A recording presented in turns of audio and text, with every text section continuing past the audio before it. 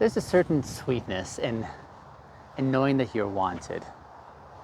It's this quiet thrill of a message perhaps that says, I was thinking of you, especially when you get that in the middle of a hard day. It's the softening in your chest when someone lights up just because you walked into the room. It's that warm feeling when you realize that in a world of so many distractions, you are someone's chosen priority in that moment. And when it's healthy, that kind of attention it's like sunlight to a plant. It feeds you, it strengthens you, it helps you to grow.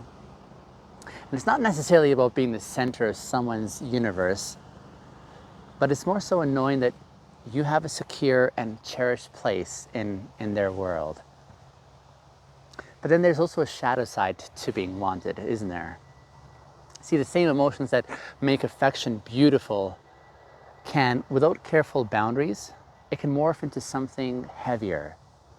Something that starts to feel a lot less like love and more like ownership. And here's the hard truth. It rarely starts in ways that look dangerous. See, control rarely kicks down the door. It doesn't announce itself from the rooftop saying, from now on, I'm going to decide what you do and who you see. No, control is smarter than that, isn't it? It arrives dressed up as care. It whispers things like, I just want to make sure you're okay. Or, I'm only worried because I love you so much. And I mean, in the early stages, these words can feel flattering, can't they? Who doesn't want to be cared for? Who doesn't want someone to notice the details and to pay attention and to check in? But there's a difference though, isn't there? It's a huge difference. Difference between love that nurtures and a love that monitors. And here's the line I think that we need to watch carefully. Love will delight in your independence, whereas possession feels threatened by it. Healthy love says, I love that you went out with your friends. I can't wait to hear about your night, right? And possession, however, will say, why didn't you answer my texts? Who was there with you? And why didn't you post anything? And at first you may rationalize this. You might tell yourself, they're just invested, right? They're just passionate. They're just different from everyone else who ever really cared this much. But as the weeks pass and move into months, you start to notice a shift where affection turns into scrutiny and the check-ins turn into these interrogations, like your I miss yous will turn into where were you, right? And here's the problem. On the surface level, like healthy love and unhealthy possession can look very similar.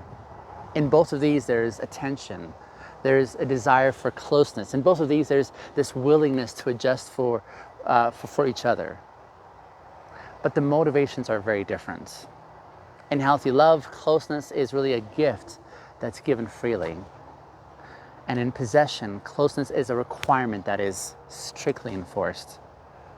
And when the motivation changes, so does the impact. If you've ever been in a relationship where you felt the walls were slowly closing in, you know this emotional confusion and how it impacts you, don't you? You start to doubt yourself and you start to second guess your feelings. And you ask, am I overreacting? Am I being dramatic? And then before you know it, you're actually editing yourself to avoid someone else's suspicion or their disappointments. And at first, this is subtle. I mean, you might cancel one night with friends just so that you can avoid the drama, right? You answer a text immediately, even if you're busy, because you know the follow-up questions are definitely coming. And you stop talking to certain people. And it's not because you wanted to, but more so because you've just learned that it's easier than explaining yourself. This is how possession grows. Not in big dramatic gestures, but in these small compromises that over time just chip away at your autonomy. And here's the deeper cost. Every time that you trade your freedom for their comfort, the intimacy between you starts to erode. Because intimacy requires honesty. It requires the freedom to fully be yourself, even when that self isn't exactly what your partner had in mind. And when you start hiding or shrinking to keep someone else calm, you aren't in intimacy anymore. Now you're in performance mode. Now I want to speak especially to the young men who are listening right now. If you think that love is about secure someone's loyalty by limiting their choices, you're not protecting the relationship anymore. You're actually suffocating it. See, real love is not measured by how little someone strays from side to side, especially from your side. It's more so measured by how fully they can stand in their own life while they still choose to return to you.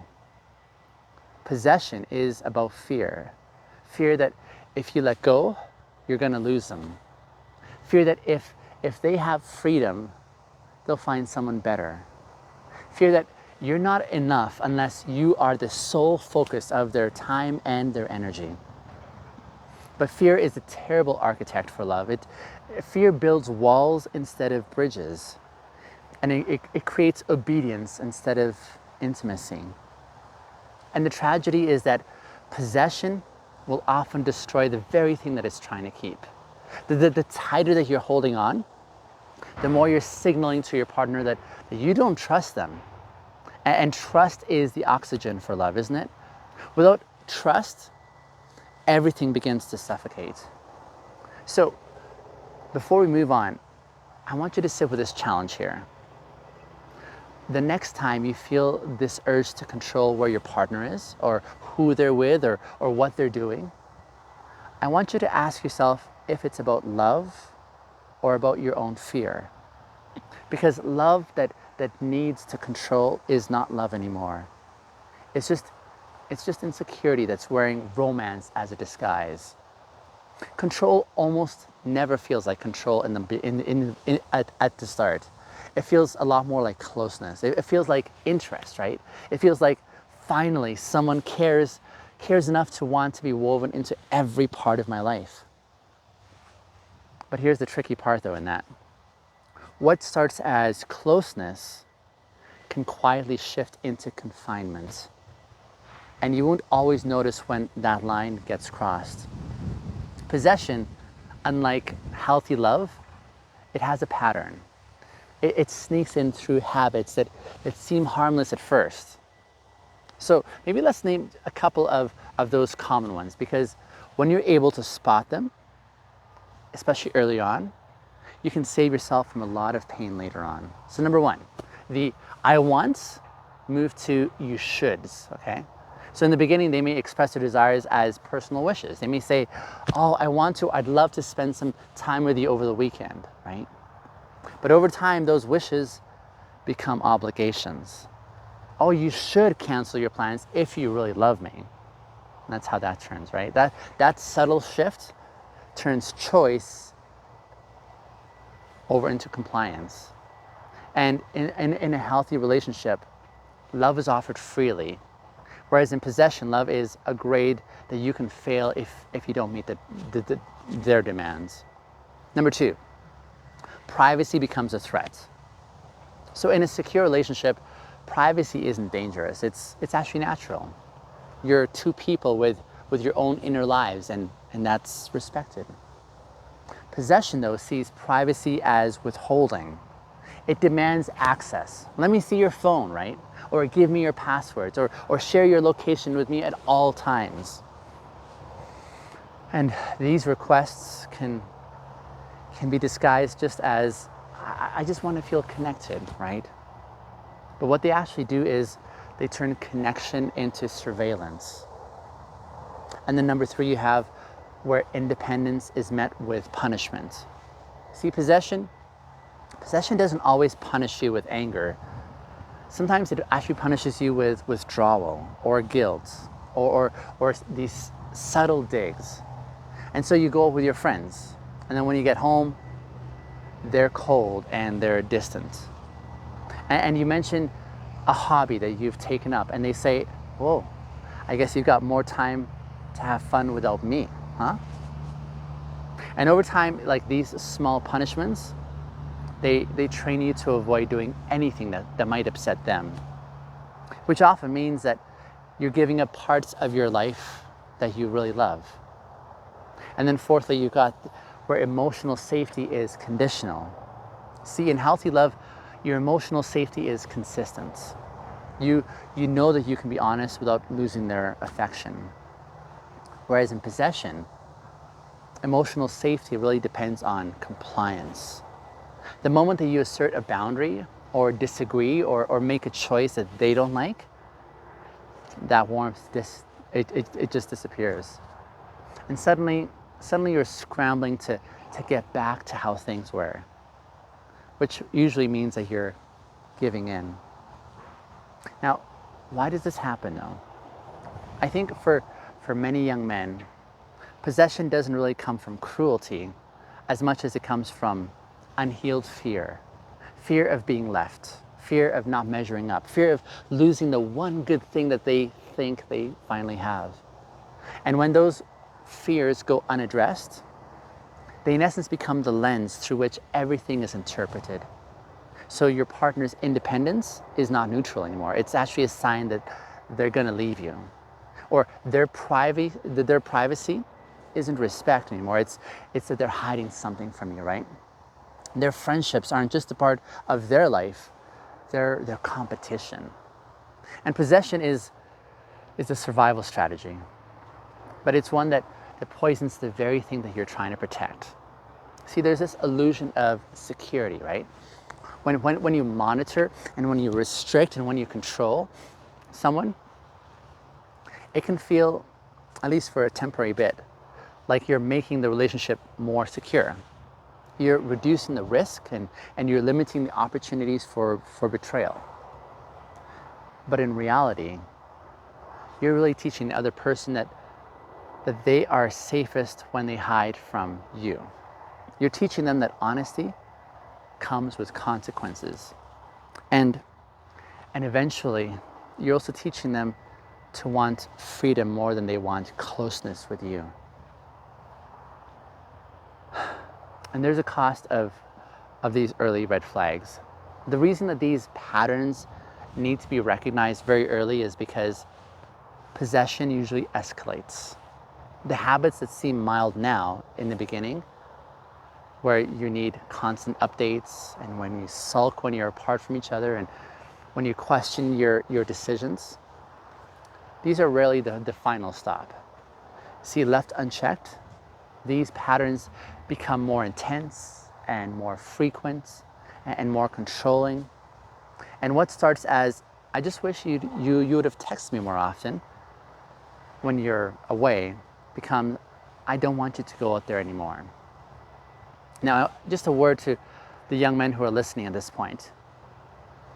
You have to decide which matters more.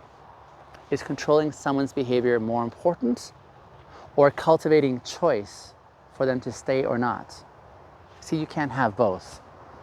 If you believe that love means making sure that someone has no reason to leave, you're going to spend all your time managing them instead of actually knowing them. And in that space, that's where intimacy dies.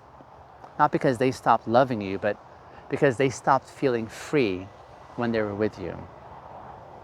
And the hardest part, the hardest and I would say most courageous thing that you could do is to let your partner have freedom and to let that freedom remain intact even when it scares you. Because there's something about turning awareness into action, right? See, if you're hearing about these red flags and you're recognizing yourself there, this is probably your starting point. So stop asking, how can I make them need me more? And instead start asking, how can I be someone worth choosing even when they have every freedom to walk away? See, that change, that shift there is everything.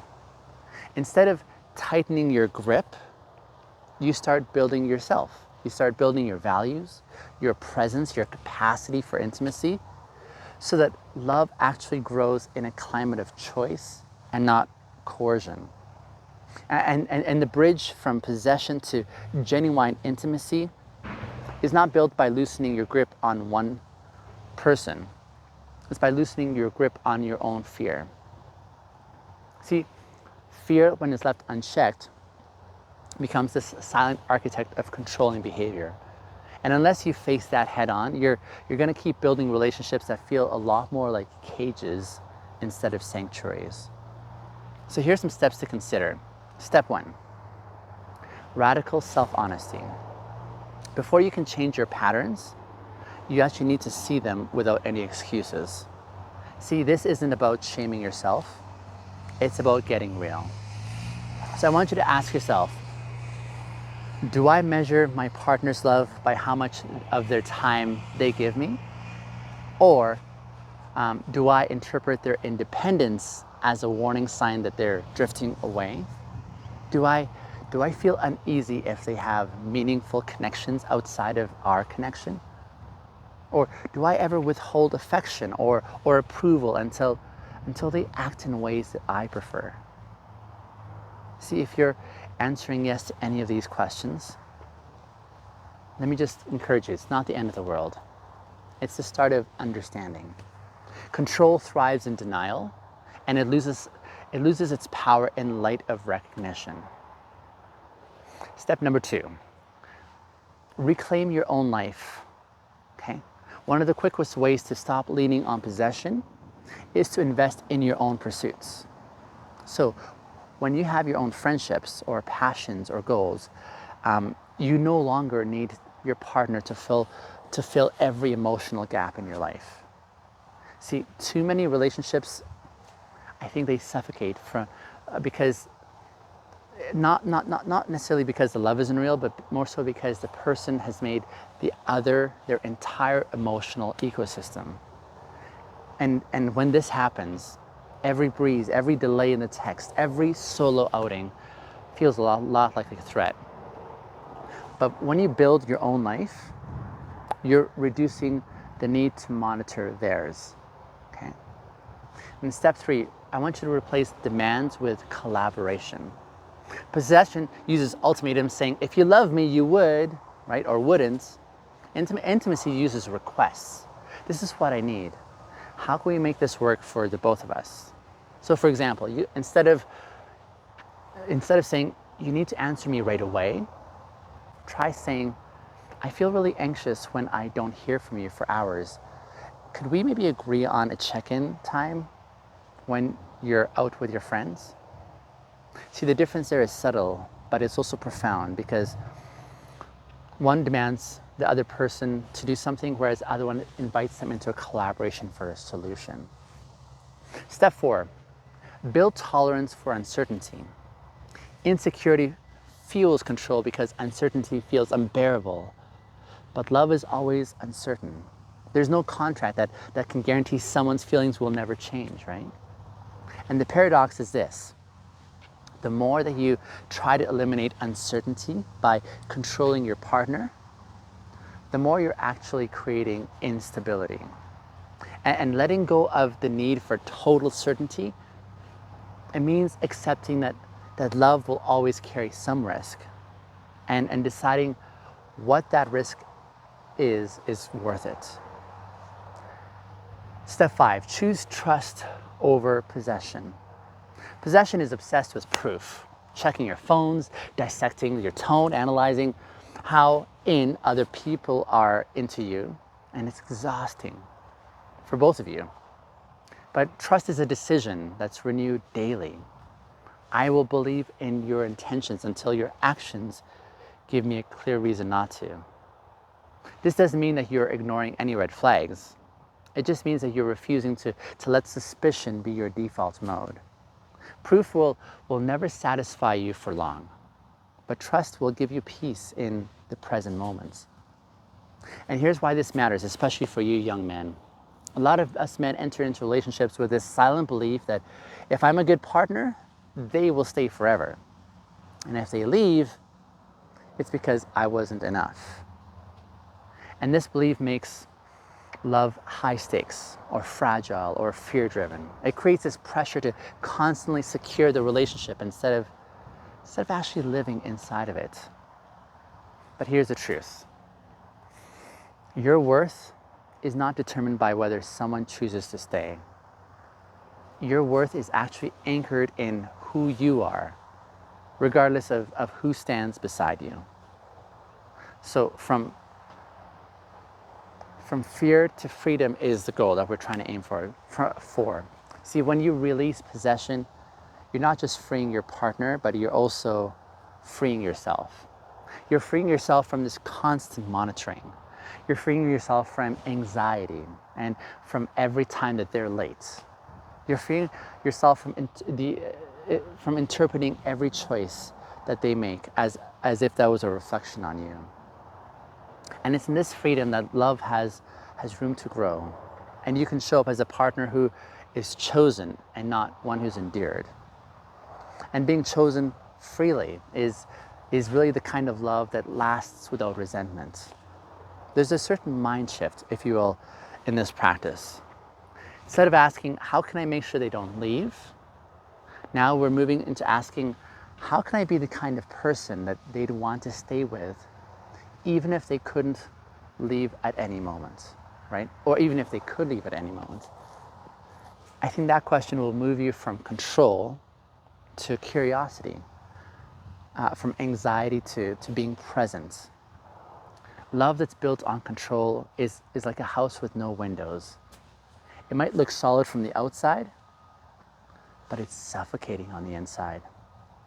For young men especially, there's this cultural script that makes possession seem like proof of passion, right? If you're not jealous, then you really don't care, is what that script says. If she's your girl, she shouldn't really need anyone else. Or if she loves you, she'll do what you ask, no questions. But these ideas are really relationship poison dressed up as romance. They trade mutual respect for dominance and mutual choice for obligation. And there's a certain courage in being able to let that go. The real mark of strength in love is not how tightly you can hold on to someone, it's how confidently you can actually let them move freely, knowing that your connection is not defined by control. Letting go doesn't mean that you're being indifferent. It just means that you're saying, I want you here, but I'm never going to trap you here.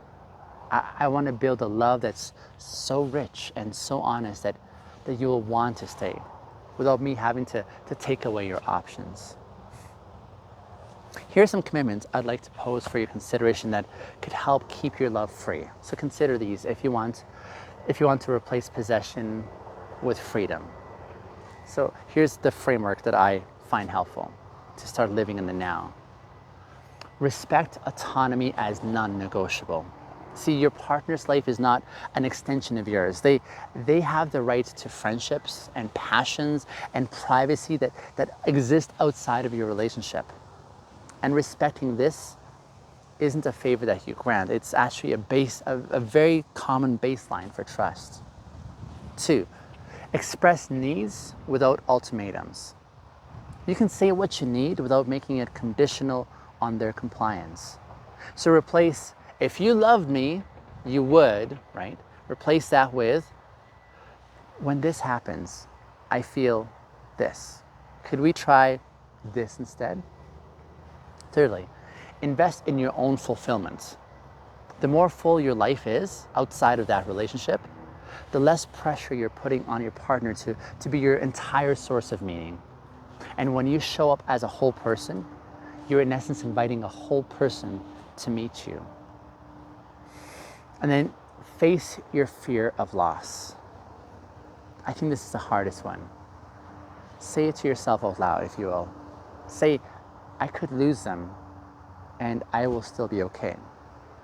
Not because it's not going to hurt, but because my worth is not tied in someone else's continued presence. Here's how freedom can strengthen love. You see, when you give love space, it can breathe. And when it breathes, it's able to grow. So instead of fearing that the door is always open, you realize the point is the open door makes staying a choice. And being chosen over and over again is infinitely more powerful than being kept. Your partner will feel this too. They'll know that you're with them, not because you have to be, but because you want to be. And that creates safety that no amount of control can ever match. And I think it's time that we start considering how we can break this cycle of control for the next generation. If you want to make this shift, you're not just changing your relationships that you're in. I think you're also changing what the next generation is learning about love. When boys grow up seeing men who hold love with open hands, they learn that strength isn't domination, but it's more so dignity. They learn that men aren't afraid of a partner's independence, but instead that they are inspired by it. And when girls grow up experiencing relationships that actually respect their autonomy, they learn not to mistake control for commitment. They learn that their voice matters as much as their presence does. Here's specifically a direct challenge I want to pose to you, especially if you're a young man who's listening, again, in this moment. If you've made it this far, kudos. This is not an easy conversation. I want you this week to notice one place where you've been trying to control your partner. It might be subtle, a joking comment meant to guilt them perhaps, a moment of checking their phone without permission, a text maybe that you sent to say, I'm just making sure that you said you'd be where you'd be. See, when you notice it, I want you to stop. Instead, tell them what you're feeling, not in a way that blames them, but in a way that owns your own insecurity. Here's an example. I realized I was about to check in on you because I was feeling anxious. And it's not about what you're doing that is anything wrong. I just noticed that I was getting caught up in my own fear. See, that's intimacy, that's vulnerability. And that's the antidote to possession. The bottom line is this: love is only real when both people are free to leave or feel free to stay. And if you've been holding on so tightly that you're squeezing the life out of that connection, this is your invitation to try something a little bit different.